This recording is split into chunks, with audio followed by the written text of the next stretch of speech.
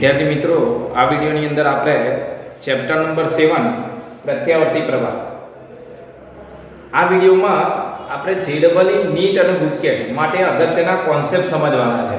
જુદા જુદા સૂત્રો કેવી રીતે ઉપયોગ કરવાના, કઈ કઈ બાબતો એમાં ધ્યાનમાં રાખવાની, કેવા પ્રકારના પ્રશ્નો એમાંથી પૂછાઈ શકે વગેરે જેવી ચર્ચાઓ આ ટોપિકમાં આપણે કરવાના છે. તો જો શરૂ કરીએ આપણે.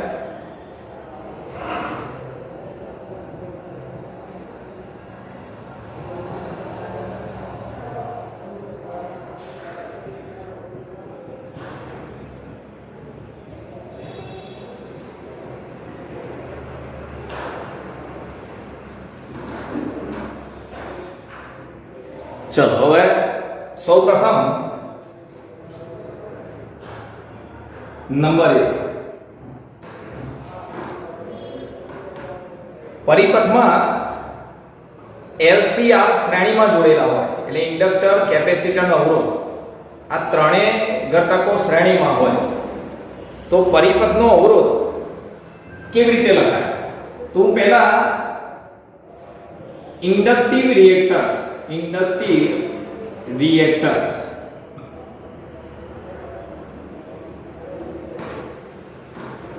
मतलब इंडक्टर नो अवरोध XL बराबर लखाय ओमेगा है. आ इंडक्टर नो असरकारक अवरोध छे जेने आपणे इंडक्टिव रिएक्टन्स कहीए छे, जेने संज्ञामां XL तरीके दर्शावाय लखाय ओमेगा है. આગળ નંબર 2, એ રીતે કેપેસિટર નો અસરકારક અવરોધ એને કહેવાય કેપેસિટિવ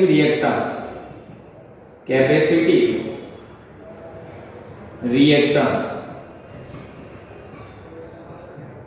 XC બરાબર 1/ωc. અને નંબર 3, LCR પરિપથનો असरकारक अवरोध એટલે કે પરિપથમાં ત્રણેય ઘટકો જોડાયેલા હોય, ઇન્ડક્ટર, કેપેસિટર અને અવરોધ ત્રણેય જોડાયેલા હોય અને પાછા શ્રેણીમાં હોય. બરોબર, શ્રેણીમાં હોય તો જ આ વપરાય. એટલે હું અહીંયા લખું શ્રેણી પરિપથનો. શ્રેણી પરિપથનો અસરકારક અવરોધ એને કહેવાય ઇમ્પિડન્સ. तो એને આપણે કેવી રીતે દર્શાવીએ છીએ? ઇમ્પિડન્સ Z બરાબર √R² plus XC minus XL નો વર્ગ.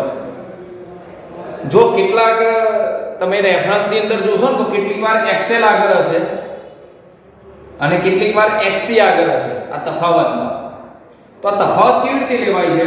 અહીંયા જે છે ને ઓમેગા જેમ બદલાય ને એમ આ બંને મૂલ્યો બદલાતા હોય. ओमेगा શું છે?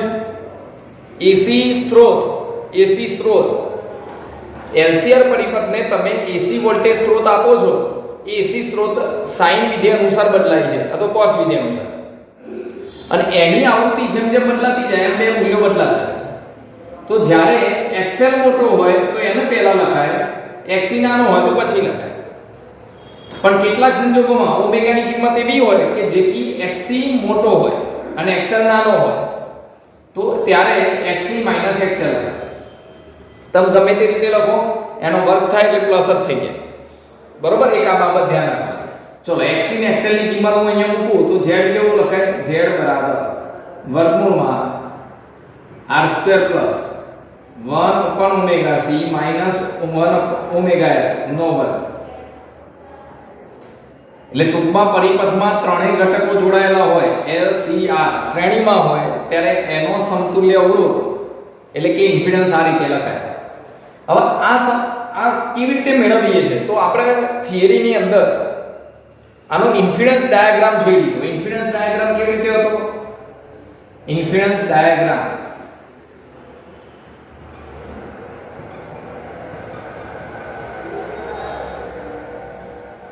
તો ઇમ્પિડન્સ ડાયાગ્રામમાં એક સદિશ છે ને R તરીકે લઈએ છીએ. એક બાજુ કાટકોણ ત્રિકોણની એક બાજુ R તરીકે લઈએ છીએ, બીજી બાજુ જે છે એ xc xl આ રીતે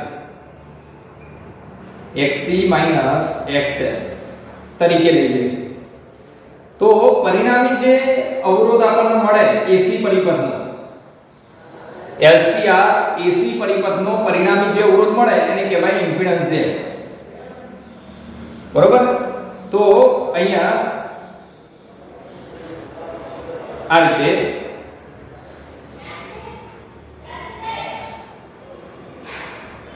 આ ખૂણો ફાઈ જેમ કળા તફાવત કહેવાય ફાઈ એ વોલ્ટેજ અને પ્રવાહ વચ્ચેનો કળા તફાવત છે તો જો કર્ણ બરાબર આ તમારે ઇમ્પિડન્સ જેટલો આ ઇમ્પિડન્સ ડાયાગ્રામ તમારે યાદ રાખવાનો એક બાજુ પર અવરોધ R હોય બીજી બાજુ પર ઇન્ડક્ટર અને કેપેસિટરના અવરોધનો પરિણામી અવરોધ હોય સમતુલ્ય અવરોધ બાદબાકી જેટલો કારણ કે એક વધે તો બીજો ઘટે એટલે બાદબાકી થાય એટલે પરિણામી અવરોધ ઇન્ફિડન્સ Z લાવવો હોય તો કર્ણ બરાબર વર્ગમૂળમાં બે બાજુના વર્ગનો સરવાળો આ રીતે સમતુલ્ય અવરોધ મેળવી શકાય આ જ્યાં ફાઈ એ વોલ્ટેજ અને પ્રવાહ વચ્ચેનો V અને I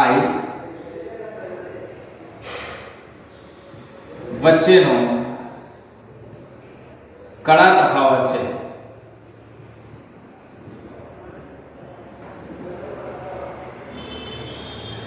બરોબર ચલો હવે આગળ જોઈએ નંબર 4 હવે AC વોલ્ટેજ ને કેવી રીતે લખાય AC વોલ્ટેજ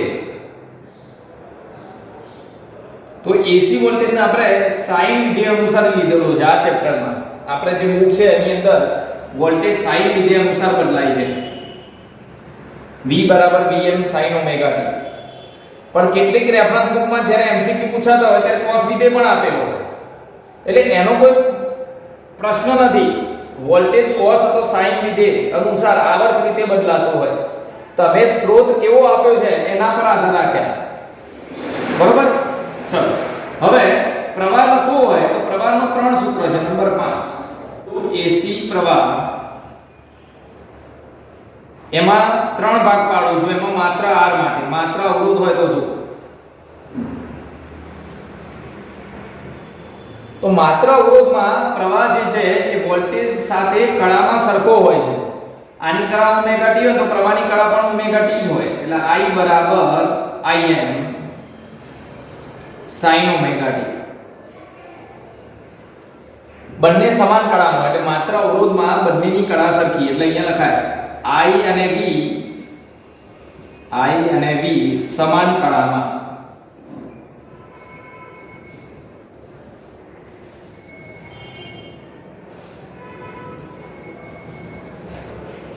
બરોબર બંને સમાન કળામાં હોય એટલે બંનેના આલેખ દોરવા હોય ને વોલ્ટેજ અને પ્રવાહ AC પ્રવાહ અને AC વોલ્ટેજ સમય સાથે એક સાથે મહત્તમ થાય એક સાથે લઘુત્તમ થાય એક સાથે ઋણ બાજુ મહત્તમ થાય અને પાછા 0 થાય બંને સાથે ચાલશે કારણ કે બંનેની કળા સરખી છે એટલે બંનેનો અહીંયા આલેખ દોરવો હોય તો આવી રીતે આલેખ દોરાય જો આ બધી આખું ચેપ્ટર હું આખું ચેપ્ટર આમાં લઈ લઈશ આખા વિડિયોમાં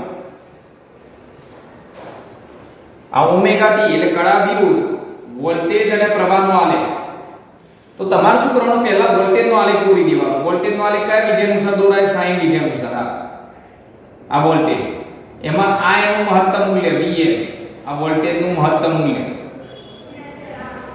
આ વોલ્ટેજનો આલેખ સાઇન વિધેય અનુસાર દોરી દીધો વોલ્ટેજ સાઇન વિધેય અનુસાર બદલાય છે અહીંયા કળા લખીએ તો 0 પછી અહીંયા π/2 અહીંયા π અહીંયા 3π/2 અને અહીંયા 2π બરોબર ચલો પ્રવાહ પણ એ જ કળામાં સરખો છે જો એ પણ સાઇન વિધેય અનુસાર જો અહીંયાથી 0 હોય પછી મહત્તમ થાય આ પ્રવાહ પછી અહીંયા 0 થાય પછી અહીંયા મહત્તમ અને પછી 0 થાય તો આ પ્રવાહનો આલેખ થઈ ગયો આ પ્રવાહ આ V માટેનો આલેખ AC વોલ્ટેજ આ AC પ્રવાહ એને એમાં આ પ્રવાહનું મહત્તમ મૂલ્ય થયું Im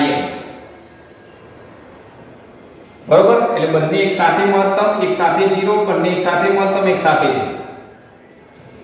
ચલો હવે આગળ નંબર 2 નંબરમાં છે માત્ર ઇન્ડક્ટર ધરાવતા પરિપથ વોલ્ટેજ તો તમે સપ્લાયનો વોલ્ટેજ AC વોલ્ટેજ તો આટલો જ આપ્યો છે સ્ત્રોતનો વોલ્ટેજ આટલો જ છે મતલબ સાઇન વિધેય અનુસાર જ બદલાય પણ જ્યારે તમે ઇન્ડક્ટર જોડ્યું હોય ત્યારે એનો જે પ્રવાહ છે I બરાબર Im sin omega t minus pi by 2. Inductor ધરાવતા પરિપથમાં પ્રવાહ જે છે એ વોલ્ટેજ કરતા કળામાં આ જે કળા હોય એના કરતા એમાંથી આટલી કળા ઓછી હોય એટલે I એ V કરતા કળામાં પાઈ બાય 2 જેટલો પાછળ હોય.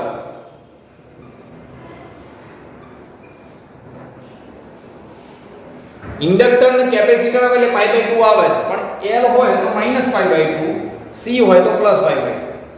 એટલે ઇન્ડક્ટર ધરાવતા પરિપથમાં પ્રવાહ જે છે એ કળામાં પાછળ હોય. તો પાછળ હોય તો આલેખ કેવો બને ધ્યાનથી જોજો. I વિરુદ્ધ V નો આલેખ હું અહીંયા દોરું છું. તમારા પાછળ હોય તો કેવી રીતે દોરી શકો તમે? આ જો ઓમેગા t આ વોલ્ટેજ વિરુદ્ધ પ્રવાહનો આલેખ. તો વોલ્ટેજનો આલેખ કયા વિધેય અનુસાર? સાઈન વિધેય અનુસાર દોરવાનો આવે.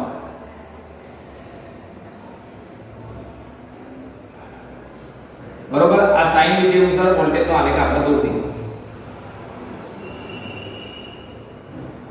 ચલો આ V નો આલેખ થઈ ગયો AC વોલ્ટેજ. એમાં આનું મહત્તમ મૂલ્ય વોલ્ટેજનું Vm એટલે વોલ્ટેજનો કમ વિસ્તાર કહેવાય એને, વોલ્ટેજનું મહત્તમ મૂલ્ય. હવે પ્રવાહ કેવો લેવાનો? પાઈ બાય 2 જેટલો પાછળ. પાઈ બાય 2 માં કેવું હોય?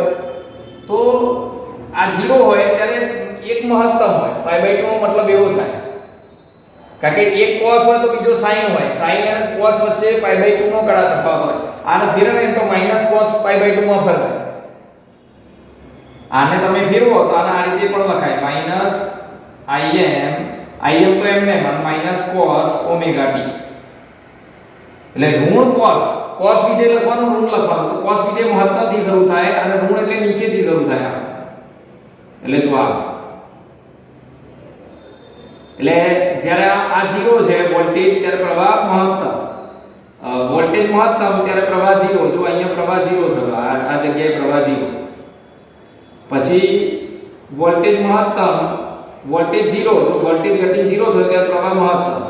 તો આ રીતે બંને આમ ચાલશે.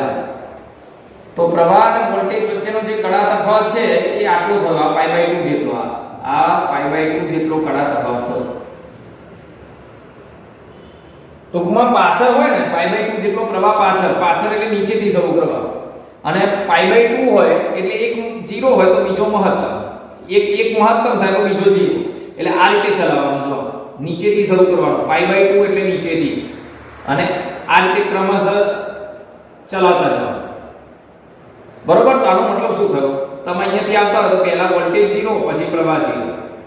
વોલ્ટેજ અહીંયાથી જો આ ઉપર પહેલા વોલ્ટેજ મહત્તમ, પ્રવાહ મહત્તમ. એટલે પ્રવાહ પછી મહત્તમ થાય છે એટલે પાછળ છે. બરોબર, એનો આલેખ આ રીતે દોરાય. ફેઝર ડાયાગ્રામ પરથી આલેખ કેમનો દોરાય એ આપણે થિયરીમાં સમજ્યા. આગળ નંબર 3 માં માત્ર કેપેસિટર. માત્ર કેપેસિટર ધરાવતો પરિપથ હોય તો શું? તો એના માટે AC પ્રવાહ કેવો મળે છે? I બરાબર Im sin omega t plus pi by 2. અને આને તમે cos માં ફેરવો તો આ લખાય Im plus cos omega t sin pi by 2 plus theta એટલે cos થીટા. તો આમાં તમે જો વોલ્ટેજ કરતા પ્રવાહ કળામાં પાઈ બાય 2 જેટલો આગળ છે એટલે I એ V કરતા કળામાં પાઈ બાય 2 જેટલો આગળ. એટલે પ્રવાહ આગળ થાય. આ તો પ્લસ cos વિધેય આવે. એટલે તમારે જો અહીંયા આલેખ દોરવું હોય ધ્યાનથી જુઓ. V વિરુદ્ધ Vi વિરુદ્ધ ઓમેગા t નો આલેખ. તો પહેલા વોલ્ટેજ ને તમે સાઈન વિધેય અનુસાર દોરો. વોલ્ટેજ સાઈન વિધેય અનુસાર આમ.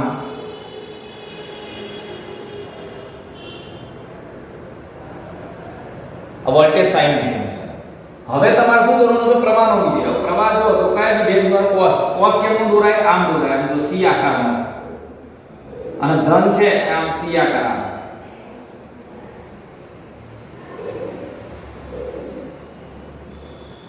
જો આ C આકાર એટલે cos વિધેય થઈ ગયો. એમને તમે c આકાર તો ધન એટલે સીધો આમ સીધો દોરવાનો cos વિધેયનો આકાર તમને ખબર આવી જોઈએ અને પેલામાં માઈનસ cos હતો આખો આકાર ઉલટો હતો જો આ ઊંધો c છે અહીંયા સુધી લો તો ઉલટો c હા તો તરત ખબર પડી અથવા બીજી ધન છે તો π/2 જેટલો આગળ એટલે ઉપરથી શરૂ કરવાનું પેલા પાછળ તો નીચેથી શરૂ કરે અને π/2 એટલે એક 0 તો બીજું મહત્તમ એક મહત્તમ તો બીજો 0 એટલે જો આ રીતે ચલાવવાનું આ પ્રવાહ બરોબર તો આ પ્રવાહનો આલેખ થયો અને વચ્ચે કડા તફાવત કેટલો π/2 એટલે પહેલા પ્રવાહ મહત્તમ પછી વોલ્ટેજ પહેલા પ્રવાહ 0 પછી વોલ્ટેજ 0 એટલે પ્રવાહ π/2 જેટલો આગળ છે આનો મતલબ એવો થાય અને છેલ્લે નંબર 4 LCR પરિપથ LCR શ્રેણી પરિપથ માટે ત્રણેય ઘટકો જોડેલા હોય તો શું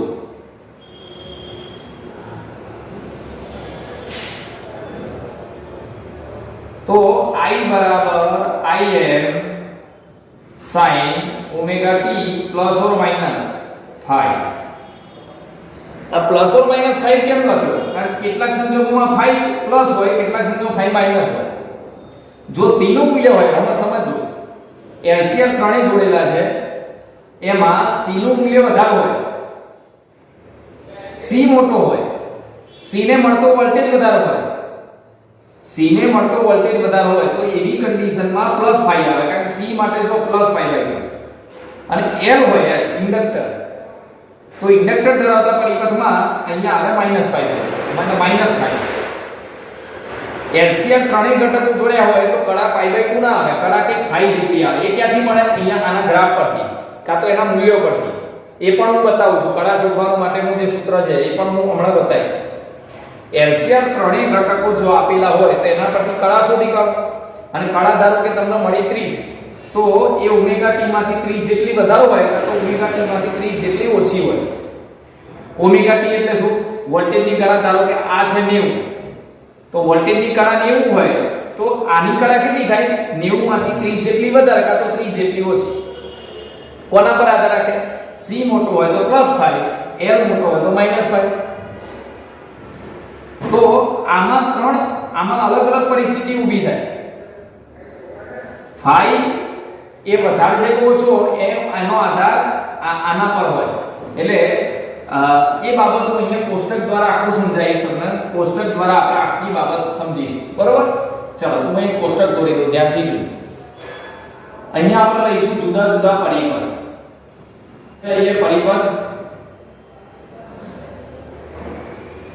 અહીંયા લઈએ કળાનો તફાવત 5 I એ b કરતા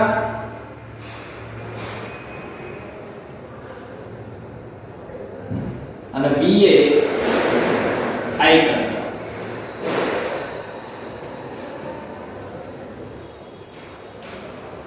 બરોબર હવે પહેલી બાબત એ યાદ રાખો કડા તફાવત શોધવા માટેનું સૂત્ર શું કડા તફાવત એટલે એના પછીનો નંબર આવ્યો આપણો નંબર 5 હતો નંબર 6 કડા તફાવત તમે બે રીતે શોધી શકો છો એક આ સૂત્ર પરથી કડા તફાવત શોધાય tan phi બરાબર tan phi કડા તફાવત શોધવા માટે tan phi બરાબર સામેની બાજુ ભાગ્યા પાછળની બાજુ એટલે xc xl r અને બીજી રીત છે વોલ્ટેજ પ્રવાહ સાથે ગુણી નાખો ને તો અહીંયા vc vl vr vc vl vr એટલે બીજો એક ડાયાગ્રામ આપણે દોરતા હતા ફેઝર ડાયાગ્રામ એમાં આ સૂત્ર આવતું બરોબર કડા તફાવત તમે આના પરથી શોધી શકો એક આના પરથી જો બંને આકૃતિ પણ દોરી દો અહીંયા ફેઝર ડાયાગ્રામની બંને આકૃતિ જોજો ધ્યાનથી બંને આકૃતિ ફેઝર ડાયાગ્રામ તો આ બાજુ દોરું છું આ ઇમ્પિડન્સ ડાયાગ્રામ અહીંયા r અહીંયા xc xl અને અહીંયા z આ phi તો tan phi બરાબર સામેની બાજુ ભાગે પાછળની બાજુ એટલે xc xl બરાબર અને આમાં આવશે અહીંયા vr વોલ્ટેજ નો ફેઝર અહીંયા કેપેસિટર Vc VL, કેપેસિટરનું મૂલ્ય મોટું હોય તો, અને અહીંયા આવશે V એટલે પરિણામી ભેજ.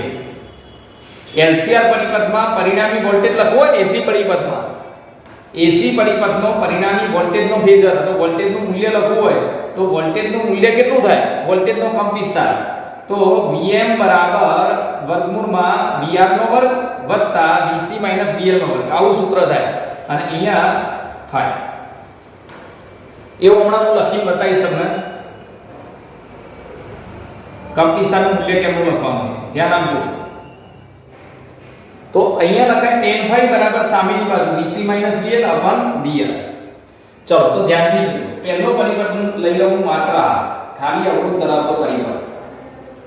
ખાલી R હોય તો આ બે ઘટકો તો છે જ નહીં, અહીંયા પણ નથી કે અહીંયા પણ નથી, તો એનો વોલ્ટેજ મળશે જ નહીં, કાં તો એનો અવરોધ હશે જ નહીં. એટલે શું લખાય 0, ઉપરનો ભાગ 0, નીચે R, ખાલી R એટલો છે. એટલે 0 ભાગ્યા R એટલે 0, tan કેટલાની કિંમત 0, 0 ની, એટલે કળા તફાવત 0 આવે.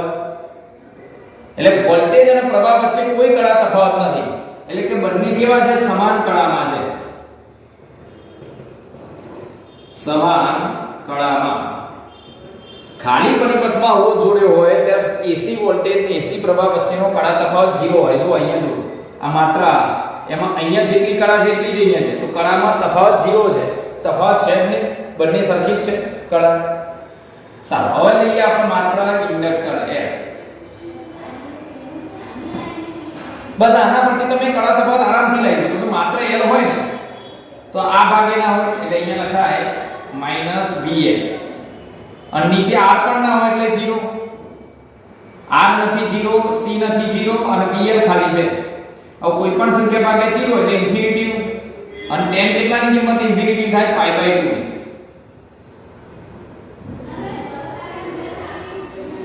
પણ માઈનસ આવે છે, માઈનસ અહીંયા માઈનસ આવે છે, આ માઈનસ છે ને એટલે -π/2 આવે, બરોબર, ખૂણો જે આવે.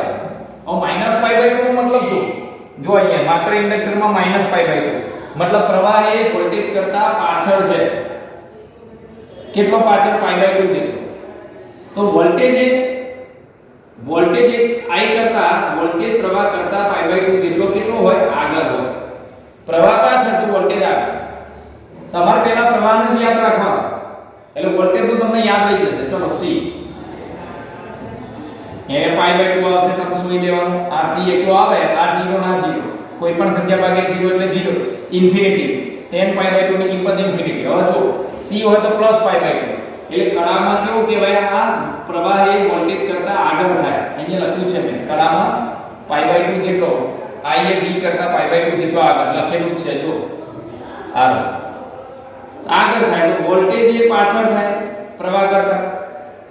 ચલો હવે આગળ ધ્યાન આપજો. RL પરિપથ હોય, RL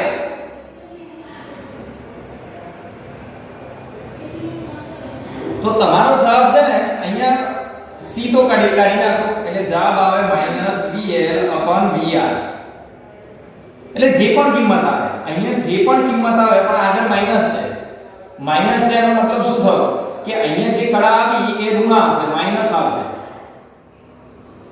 આ કિંમત VL અને VR ની કિંમત મૂકો અને તમારી ડિગ્રી આવી 30 ડિગ્રી, તો એ કેવી આવશે, માઈનસ π/3 આવે તો -π/3, π/4 આવે તો -π/4. એ એનો આધાર આના મૂલ્યો પર હોય. તો જોજો આ છેલ્લે હું બધું એમને યાદ કરી દઈશ, તમે ખાલી આટલું ધ્યાન રાખો. તો એનો મતલબ એવો થયો કે પ્રવાહ એ વોલ્ટેજ કરતા 5 જેટલો પાછળ, આટલી કળા જેટલો પાછળ જે કળા આવે એમ, અને આ કેવો હોય, આગળ. RC માં કેવું થાય, RC માં કળા તફાવત phi આવે. C લખો અને R લખો તો પ્લસ માં જવાબ આવે. જો C પણ પ્લસ, R પણ પ્લસ, આ તો 0 થઈ ગયું. તો VC/VR અને એનો જવાબ π/3 તો +π/3 આવે. એટલે આ પ્રવાહ એ V કરતા આગળ, C હોય એટલે પ્લસ આવે એટલે આગળ, અને અહીંયા આ એટલો વોલ્ટેજ એ પ્રવાહ કરતા એટલો phi જેટલો પાછળ હોય. phi એટલે જે કળા આવે એ આ સૂત્ર પરથી મળે તમને, બરોબર. ચલો હવે આપણે લઈએ અહીંયા LC. LC પરિપથમાં બે ભાગ પડે. નંબર 1 અને અહીંયા નંબર 2. બરોબર, LC પરિપથમાં બે ભાગ પડશે. કેમ બે ભાગ પડશે એ પણ હું સમજાવું છું તમને. ઇન્ડક્ટર કેપેસિટર ધરાવતો પરિપથ, એમાં પહેલો પોઈન્ટ યાદ રાખો, LC માં જો ઓમેગા L એ 1/ωc કરતા મોટો હોય, ઇન્ડક્ટર નો ભાગ મોટો હોય, મતલબ XL મોટો હોય XC કરતા, XC કરતા મોટો હોય, XL મોટો હોય XC નાનો હોય, તો બાદબાકી કરો ને તમે, આ બધા મૂલ્ય હોય, ધારો કે આ 10 હોય, આને XL કહેવાય. ચલો આ XL લખવાનું નથી, XL XC આવું લખી. તો XL મોટો છે એટલે L 10 થયો અને આ 5 થયો, તો ઓછામાં જવાબ આવે. એટલે આ જે કળા આવે ને એ π/2 આવે, પણ કેવી આવે? ઋણ આવે. ઋણ આવે એટલે પ્રવાહ એ આટલો પાછળ થાય અને આ એટલો આગળ થાય. ચલો રૂકીએ, અહીંયા જોડજે. XL મોટો છે XC કરતા, તો આ XL મોટો અને XC મોટો, એટલે આ ઉપર જાવ BC XC XL આટલું રહેવા દો અને નીચે R નથી એટલે 0. અવરોધ તો છે જ નહીં આમાં. કયો પરિપથ છે? Inductor capacitor. એટલે અવરોધ નથી એટલે નીચે 0. કોઈ પણ સંખ્યા ભાગે 0 એટલે ઇન્ફિનિટી. પણ એમાં XL મોટો છે એટલે L મોટો એટલે આ ભાગ માઈનસ વાળો ભાગ મોટો એટલે માઈનસમાં જવાબ આવે. એટલે પ્રવાહ વોલ્ટેજ કરતા π/2 જેટલો પાછળ થાય. કારણ કે જો ઇન્ફિનિટી કોના માટે થાય? 10 કેટલાની કિંમત ઇન્ફિનિટી? π/2 ની. બરોબર? પણ R કહેવાય. ચલો હવે XC મોટો હોય બીજા કન્ડિશનમાં, XL XC એટલે XC મોટો હોય. ચલો તો આ રીતે અવરોધ તો છે ને એટલે 0 એટલે ઇન્ફિનિટી કેવું આવે? પણ આ મૂલ્ય ધારો કે 10, આ મૂલ્ય 5, 10 - 5 એટલે +5 આવે. +5 ભાગે 0 એટલે ઇન્ફિનિટી. તો આ જે ખૂણો છે એ પ્લસમાં આવશે એટલે અહીંયા +π/2. ઇન્ફિનિટી 10 કેટલાની કિંમત ઇન્ફિનિટી થાય? π/2 ની, એટલે કડા π/2 થાય. એટલે પ્રવાહ વોલ્ટેજ કરતા આટલો પ્લસ એટલે આગળ હોય અને આ પાછળ. આ બધી વસ્તુ ટૂંકમાં શોર્ટકટમાં યાદ કરાવી છે. કશું લખવું નહીં પડે તમારે, ડાયરેક્ટ એમને યાદ રહી જશે. પણ પહેલા કેમનું આવે છે એ સમજાવું છું, પછી આપણે ડાયરેક્ટ યાદ રાખીશું. ચલો હવે R L C આ ત્રણેય શ્રેણીમાં.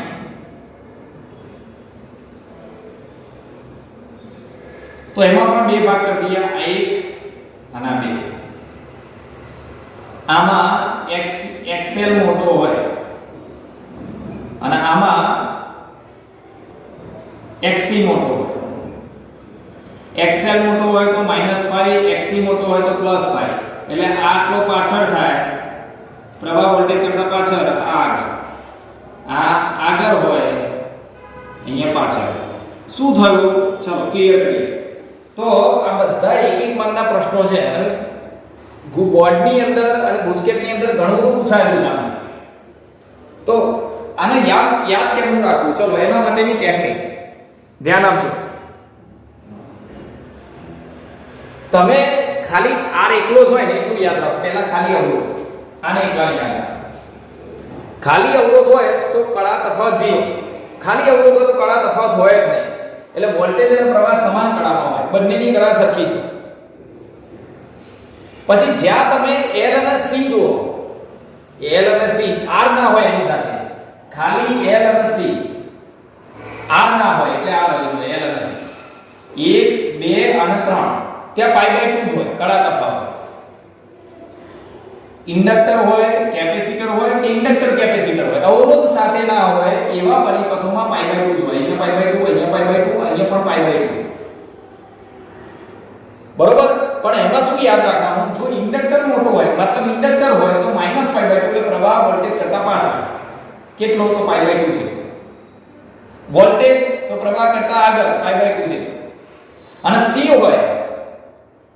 હોય તો +π/2 એટલે પ્રવાહ વોલ્ટેજ કરતા π/2 જેટલો આગળ, વોલ્ટેજ પ્રવાહ કરતા π/2 જેટલો પાછળ. હવે તમે અહીંયા જુઓ, LC પરિપથ એટલે π/2 જ આવે. અવરોધ ના હોય આની સાથે એટલે π/2 જ આવે.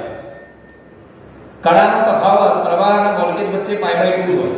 પણ એમાં L મોટો તો -π/2 એટલે પ્રવાહ વોલ્ટેજ કરતા પાછળ, π/2 જેટલો, વોલ્ટેજ પ્રવાહ કરતા આગળ. અને C મોટો હોય તો C માં પ્લસ જ આવે. તમે ગમે ત્યાં જોઈ લો, તો આ પ્લસ પાઈ બાય 2 એટલે પ્રવાહ વોલ્ટેજ કરતા પાઈ બાય 2 જેટલો આગળ, વોલ્ટેજ પ્રવાહ કરતા પાઈ બાય 2 જેટલો પાછળ.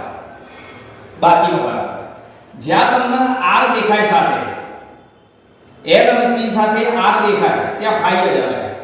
ફાઈ એટલે ગમે તે કળા હોય એના મૂલ્યો પર આધાર રાખે. આ ઇન્ડક્ટર કેપેસિટર ઇન્ડક્ટર અવરોધ, કેપેસિટર અવરોધ, ઇન્ડક્ટર કેપેસિટર અવરોધ એના મૂલ્યો હોય એના પર કળા આધાર રાખે. આ પાઈ બાય 3 હોય, પાઈ બાય 6 હોય, પાઈ બાય 4 હોય, ગમે તે હોઈ શકે. એ તમને આના પરથી મળે. મતલબ R સાથે કોઈ પણ ઘટક હોય તો કળા ફાઈ આવે અને એમાં L હોય તો પ્લસ, C હોય તો L હોય તો માઈનસ, C હોય તો પ્લસ. હવે માઈનસ ફાઈ આવે એટલે I V કરતા ફાઈ જેટલો પાછળ, I V કરતા ફાઈ જેટલો આગળ, V ફાઈ I કરતા ફાઈ જેટલો આગળ.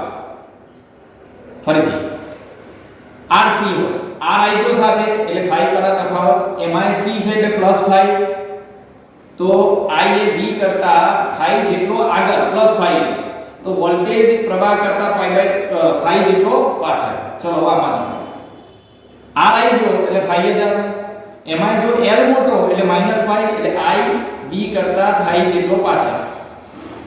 C મોટો તો I V કરતા ફાઈ જેટલો આગળ કરતા પ્લસ ફાઈ. તો આ રીતે બધાની કળા અને કેટલો આગળ અને કેટલો પાછળ હોય એ પણ યાદ રાખી શકાય.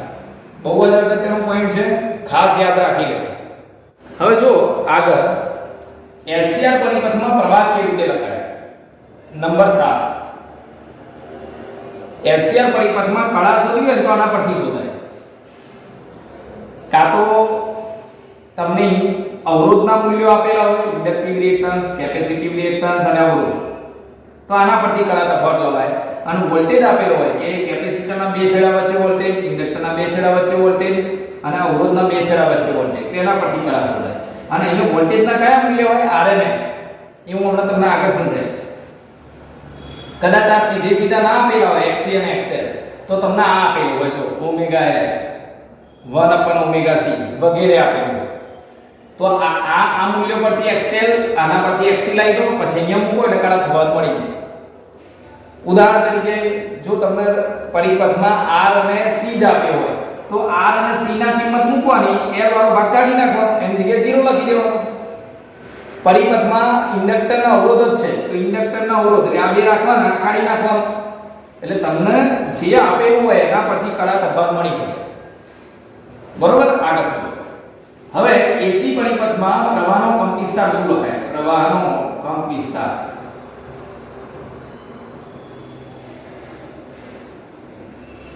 AC પરિપથમાં પ્રવાહનો કંપવિસ્તાર કેટલો? તો Im બરાબર Vm/Z.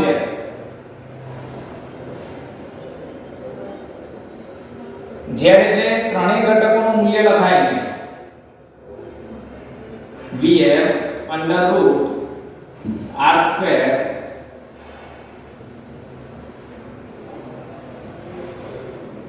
અને અહીંયા લખાય XC - XL નો વર્ગ.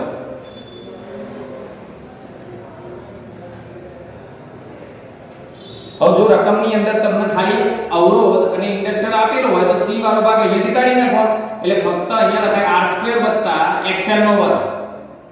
C નથી એટલે નીચે અવરોધ કોનો લખવાનો? જે ઘટકો રકમમાં આપ્યા એનો અવરોધ લખવાનો. તો અહીંયા ધારો કે અવરોધ અને કેપેસિટર આપ્યું હોય તો R નો વર્ગ અને XC નો વર્ગ. અને XC ક્યાંથી મળે? આના પરથી. L વાળો ભાગ કાઢી નાખવાનો. એટલે ટૂંકમાં મહત્તમ કંપવિસ્તાર, પ્રવાહનો કંપવિસ્તાર મતલબ મહત્તમ પ્રવાહ શોધવો હોય AC પ્રવાહમાં. AC પ્રવાહ સાઇન વિધિ અનુસાર બદલાય. જો આમાં cos વિધિ અનુસાર -cos હતો તો એ પણ સાઇન માં લખવું તો આવું લખાય. તો એમાં એનું મહત્તમ મૂલ્ય તમારે લાવવું હોય તો ઉપર મહત્તમ વોલ્ટેજ ભાગ્યા પરિપથનો અવરોધ, એમાં જે ઘટકો હોય રાખવાના. ધારો કે ખાલી અવરોધ હોય તો આ ભાગ નીકળી જાય, વર્ગમૂળ નીકળી જાય એટલે નીચે R લખાય. એટલે તમને ખ્યાલ આવી ગયો હશે. નંબર આગળ 8.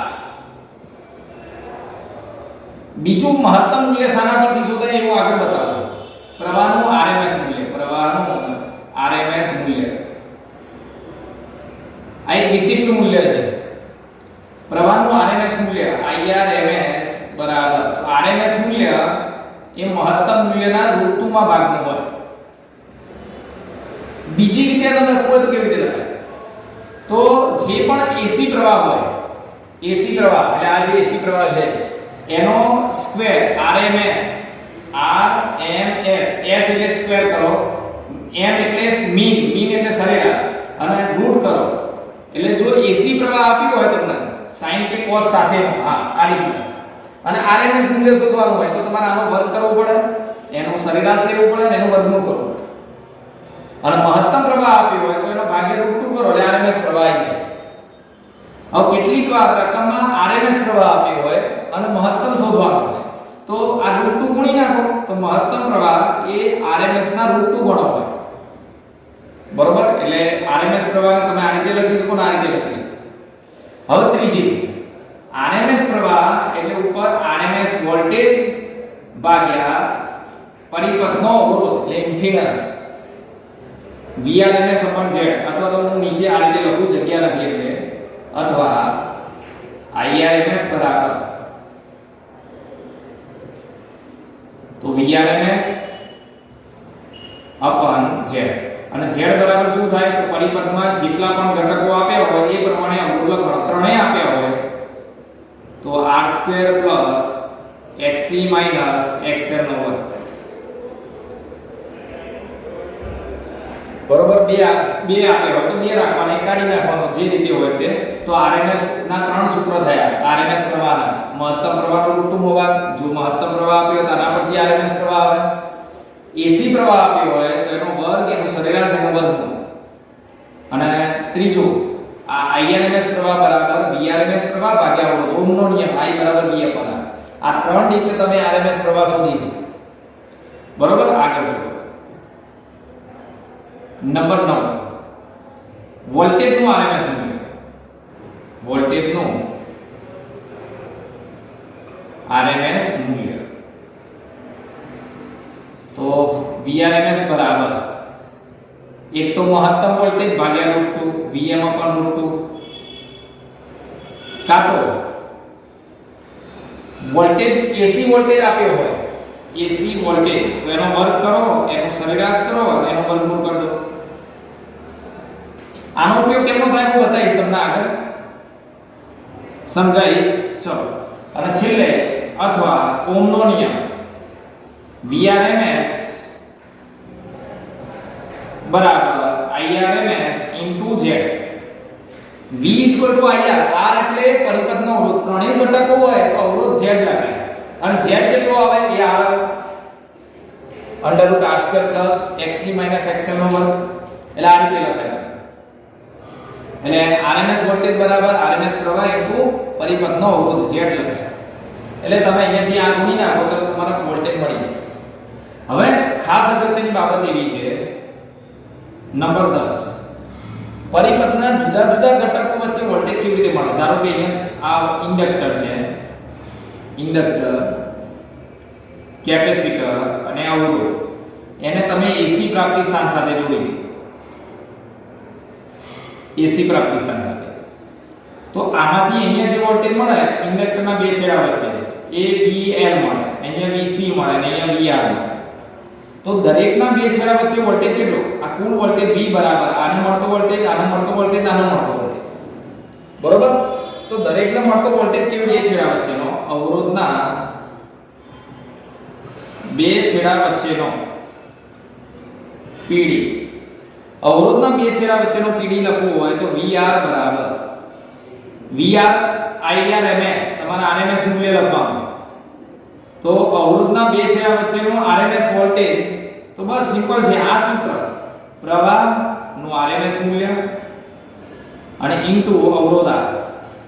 જો બીજી એક વસ્તુ કહી દઉં, આપણા બુકની અંદર RMS પ્રવાહ હોય ને કેપિટલ I લખ્યો છે, RMS વોલ્ટેજ હોય કેપિટલ V લખેલો છે. એટલે તમારે સમજી લેવાનું કેપિટલ V એટલે RMS વોલ્ટેજ છે, કેપિટલ I એટલે RMS છે. અને મહત્તમ હશે તો Vm લખેલું જ હશે, ખાલી V. બરોબર? એક વસ્તુ ધ્યાન રાખો. ચલો, એટલે કેપેસિટરના બે છેડા વચ્ચેનો PD VC RMS. તો કેપેસિટરના બે છેડા વચ્ચેનો PD લખવું હોય તો પ્રવાહ RMS પ્રવાહ ઇન્ટુ કેપેસિટરનો અવરોધ, જેને આપણે કહીએ છીએ કેપેસિટિવ રિએક્ટન્સ, ઇન્ડક્ટરના બે છેડા વચ્ચેનો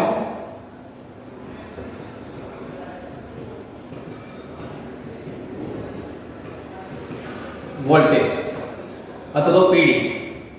તો ઇન્ડક્ટરના બે છેડા વચ્ચેનો PD નું RMS મૂલ્ય, તો ઓહમના નિયમ પરથી V IR એટલે RMS પ્રવાહ ઇન્ટુ ઇન્ડક્ટરનો અવરોધ. બરાબર, આગળ હવે LCR AC શ્રેણી પરિપથ.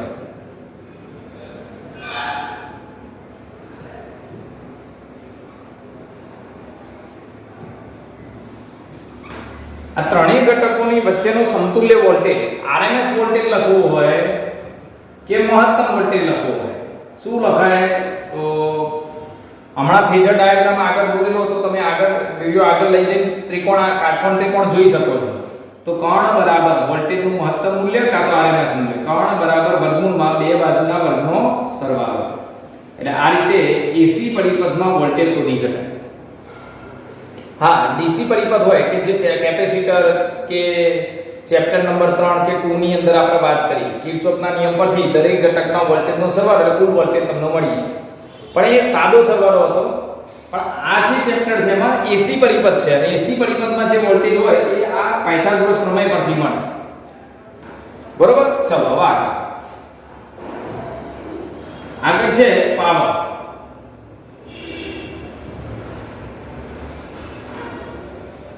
હવે કોઈ પણ પરિપથમાં પાવર આપણે કેવી રીતે શોધી શકીએ? તો પાવરના સૂત્ર આ રીતે છે, પાવર P બરાબર Vrms Irms into cos phi. આ કોમન એક સૂત્ર લખી નાખું છું તમને, પછી જે તે પરિપથ માટેનો પાવર તમને આના પરથી અલગ અલગ સૂત્ર મળતા જશે. કાં તો તમે આના આવું લખી શકો, વોલ્ટેજનું મહત્તમ મૂલ્ય ભાગ્યા √2, પ્રવાહનું મહત્તમ મૂલ્ય ભાગ્યા √2, Vm upon √2, Im upon √2 અને cos phi.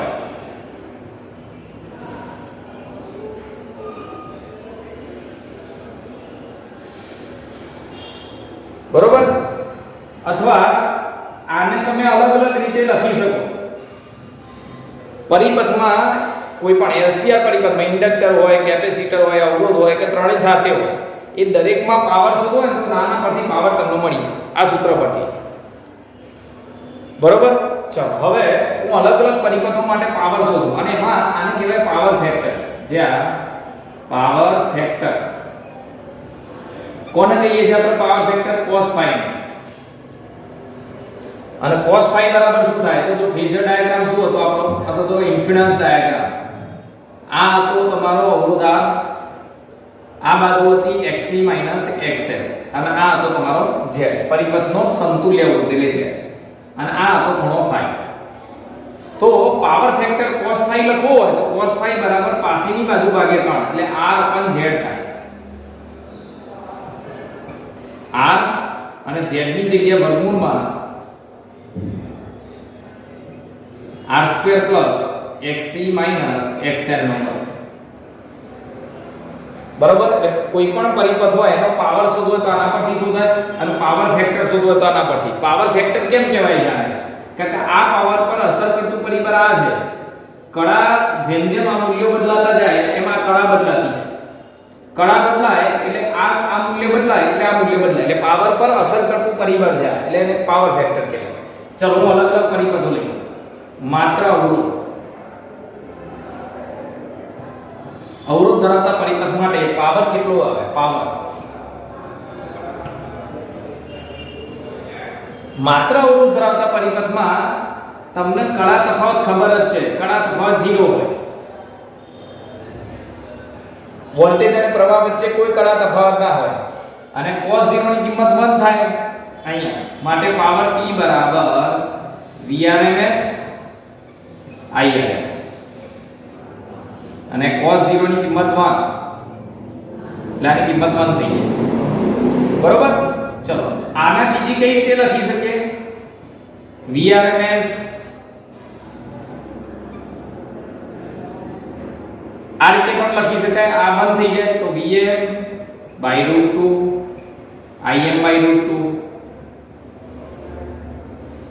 રકમની અંદર તમને RMS વોલ્ટેજ RMS પ્રવાહ આપ્યો હોય અને તમને એવું કે ખાલી અવરોધ ધરાવતો પરિપથ હોય, માત્ર અવરોધ ધરાવતા પરિપથમાં આ AC સ્ત્રોતનો વોલ્ટેજ 230 વોલ્ટ અને પ્રવાહનું RMS મૂલ્ય 10 એમ્પિયર, તો પરિપથમાં વ્યય થતો પાવર કેટલો, તો તમે ડાયરેક્ટ આના પરથી જવાબ લઈ શકો. પણ તમારે આના પરથી જવાબ લાવવો હોય તો જો Vm/√2 Im/√2, તો આના પરથી એ જવાબ આવે. અથવા હવે હું અહીંયા ઓહમના નિયમનો ઉપયોગ કરું છું, જો ધ્યાનથી. Vm = Im/R. ઓહમ ખાલી અવરોધ છે એટલે ઓહમના નિયમમાં V = IR. V = IR. Vm = Im/R અને અહીંયા Im અને નીચે √2 નો √2 એટલે 2 થઈ જાય. √2 * √2 એટલે 2 Im એમનો એમ. Vm = Im/R. તો તમારો જવાબ શું બન્યો? જો સૂત્ર કેવું બન્યું આ ગુણી નાખો તો Im² R/2. તો જો આપણે બુકની અંદર જે સૂત્ર સાબિત કર્યું છે ને આ સાબિત કરેલું છે. એક આ સૂત્ર વાપરી શકો તમે, એક આ સૂત્ર વાપરી શકો. પછી Vm = Im/R ઓહમનો નિયમ V = IR અને Im નો m નીચે √2 થઈ ગયા. હજુ પણ બીજી રીતે લખાય તો અલગ અલગ રીતે તમે સૂત્રનો ઉપયોગ કરી શકો. એટલે ભોગતા નહીં, તમને જે અનુકૂળ આવે એ રીતે સૂત્ર વાપરી શકાય. તમારે આને કોમન સૂત્ર છે એના પરથી આ બનાય. ધારી લો કે રકમમાં તમને મહત્તમ પ્રવાહ આપ્યો છે અને અવરોધ આપ્યો છે. ખાલી અવરોધ ધરાવતો પરિપથ આવું લખ્યું. માત્ર અવરોધ ધરાવતા પરિપથમાં AC પ્રવાહનું મહત્તમ મૂલ્ય 5 એમ્પિયર છે. તો પરિપથમાં વ્યય થતો પાવર તો અહીંયા 5 નો વર્ગ, અવરોધનું મૂલ્ય 10 ઓહમ હોય તો 10 ઓહમ, જે આપ્યું લખી દો એટલે વ્યય થતો પાવર તમને મળી. પણ તમે બીજી રીતે પણ આ સૂત્ર બનાવી શકો. V = જો I ની જગ્યાએ કિંમત મૂકી આ Vm નીચે √2 એટલે 2 અને Im ની જગ્યાએ Vm/R ઓહમનો નિયમ I = V/R એટલે Vm/R બરોબર. અને આ √2 નો 2 થઈ ગયું તો શું થયું? Vm²/2R. તો યાદ રાખજો, બિલકુલ સિમ્પલ સૂત્રો છે આ બધા. માત્ર અવરોધ ધરાવતા પરિપથમાં તમારે પાવરના સૂત્ર વાપરવા હોય તો જો ચેપ્ટર નંબર 3 પરથી પાવરના સૂત્ર આપણે શીખેલા છે. એક તો V * I, બીજું સૂત્ર છે V²/R અને ત્રીજું સૂત્ર છે I²R. હવે મને આ ચેપ્ટરમાં ખાલી અવરોધ ધરાવતો પરિપથ રકમમાં ખાલી અવરોધનો ઉલ્લેખ કરેલો હોય, L અને C ઉલ્લેખ જ ના હોય એવા પ્રશ્નોની અંદર તમારે પાવર લખવો હોય તો જો હું ફટોફટ લખી ઝડપથી. Vrms * Irms, Vrms નો વર્ગ / R, Irms નો વર્ગ * R. તો કયા લખે મેં? RMS મૂલ્ય લખ્યા તો RMS મૂલ્ય સીધા લખાય તો Vrms નો વર્ગ / Irms નો વર્ગ * R. હવે હું મહત્તમ લખું છું. અહીંયા શું ફેર પડશે જોજો ત્યાં. આની જગ્યાએ Vm Im તો / 2 ભાગ્યા 2 લખતા જવાનું. કાકા RMS મૂલ્ય એ મહત્તમનો √2 માં ભાગે. આનો √2 નાનો √2 એટલે 2 થઈ જાય. ચલો જો અહીંયા Vm²/2R Im²/R/2.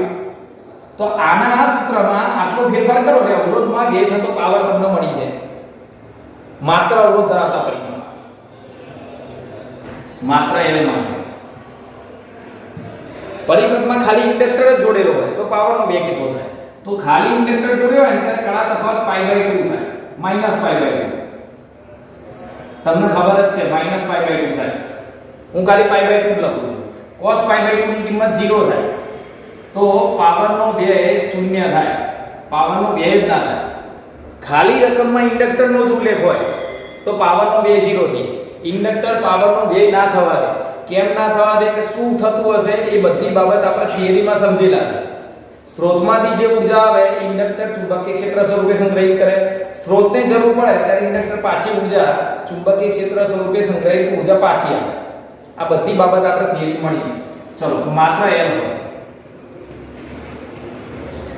સોરી માત્ર C માત્ર કેપેસિટર ધરાવતા પરિપથમાં phi બરાબર +π/2 કળાનો તફાવત +π/2 હોય cos π/2 ની કિંમત 0 એટલે માત્ર કેપેસિટર ધરાવતા પરિપથમાં પણ પાવરનો વ્યય થાય નહીં એટલે પાવરનો વ્યય શૂન્ય થઈ જાય બરોબર તમને યાદ હોય તો થિયરીમાં આપણે સમજાયું હતું સ્ત્રોતમાંથી જે ઊર્જા આવે એ કેપેસિટર વિદ્યુત ક્ષેત્ર સ્વરૂપે સંગ્રહિત કરે એટલે કેપેસિટર ચાર્જ થાય અને જ્યારે સ્ત્રોતને ઊર્જાની જરૂર પડે ત્યારે કેપેસિટર પોતાની પાસે સંગ્રહિત વિદ્યુત ઊર્જાને પાછી આપે એટલે ઊર્જાનો વ્યય થતો નથી બરોબર એટલે માત્ર ઇન્ડક્ટર અને કેપેસિટરમાં ઊર્જાનો વ્યય જ ન થાય આ બંનેમાં પાવર ફેક્ટર શોધવું હોય ને બંનેમાં પાવર ફેક્ટર cos phi તો તમે આના પરથી ગણી શકો આમાં પાવર ફેક્ટરનું મૂલ્ય શું થાય માત્ર અવરોધમાં પાવર ફેક્ટર ચલો હું અહીંયા ફરીથી મારે લખવું પડશે પાવર ફેક્ટર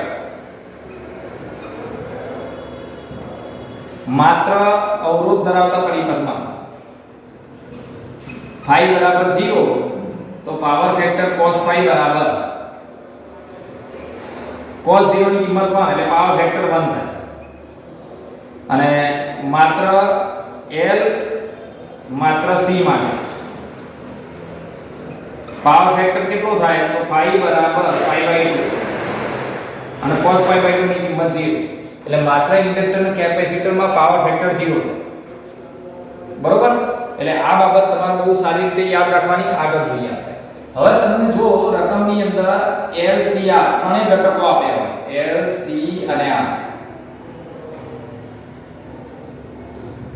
ત્રણેય ઘટકો આપ્યા હોય તો પાવરના પાવર ફેક્ટર કેમનું શોધાય તો એ અહીંયા છે જ ત્રણ LCR કાં તો RL કાં તો RC આમાં તમારે પહેલા cos phi લાવવો પડે પહેલા કળા તફાવત તમારે લાવવો પડે કોના પરથી R/Z પરથી z ની કિંમત કેટલી થાય R ઇન્ફિનિટ z પરિપથનો સમતુલ્ય અવરોધ R² xc xl2 xc બરાબર 1/ωc xl એટલે ઓમેગા l તો આ બધી કિંમતો મૂકો ને એટલે તમને cos phi મળી જાય cos phi અહીંયા મૂકો એટલે પાવર મળી જાય પરિપથમાં તમને ત્રણેય ઘટકો આપ્યા હોય L C R તો તમે આનો ઉપયોગ કરી પાવર ફેક્ટર લઈ શકો RL આપ્યું હોય તો R ને L લેવાના C કાઢી નાખવાનો RC આપ્યા તો R અને C લેવાના L કાઢી નાખવાનો એટલે આની કિંમતો અહીંયા મૂકો એટલે cos phi મળે cos phi અહીંયા મૂકો એટલે પાવર મળે તો LCR પરિપથ માટે પાવર અને પાવર ફેક્ટર આના પરથી શોધાય બરોબર